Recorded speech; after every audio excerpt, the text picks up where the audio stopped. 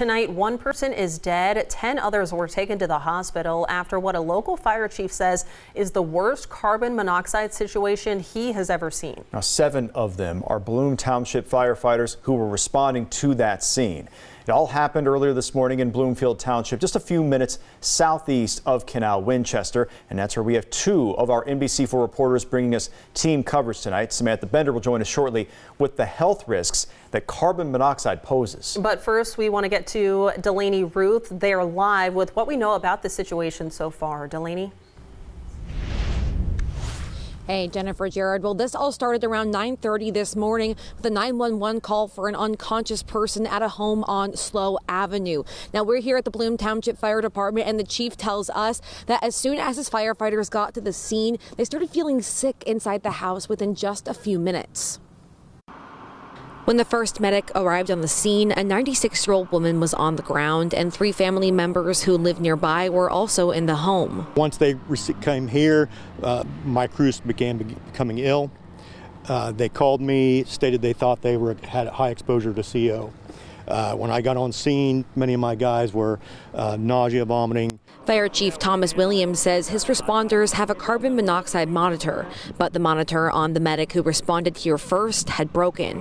When more medics got inside the home minutes later, their CO monitors went off almost immediately. Initial one had just broke, and we hadn't ordered one yet. So a few minutes later, when the second medic got there, they had the monitor on there. As soon as they walked in, it elevated, said high. Chief Williams says the elderly woman inside the home died, but could not yet confirm whether carbon monoxide poisoning played a role in her death. We're told she lived alone, but her family lives next door. All 3 of them were sent to the hospital with CO poisoning symptoms. He also sent all 7 of the responding firefighters to the hospital, and they are in stable condition. Most of them had headaches.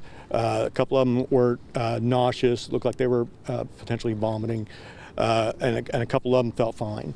But I just sent everybody because of the exposure that they had. Chief Williams says this is the highest level of carbon monoxide he's ever seen. In fact, after everyone evacuated, they couldn't send anyone else in until the home was ventilated. Extremely high levels. CO at levels like that are extremely dangerous. So what we call IDLH atmosphere, immediately dangerous to life and health. So as soon as they had those readings from that initial monitor, they all evacuated. Chief Williams says all of his firefighters have been released from the hospital. 3 of them are actually going back on duty tonight, while the other 4 still need a couple of days to recover. He says it's still unknown how CO levels were able to get this high. Local for you in Bloom Township, I'm Delaney Ruth, NBC4. Thanks for watching. For more NBC4, download the NBC4 streaming app. You'll get free 24/7 local programming streamed straight to your living room. Just search NBC4 Columbus on your Apple TV, Amazon Fire, Roku, or Samsung device.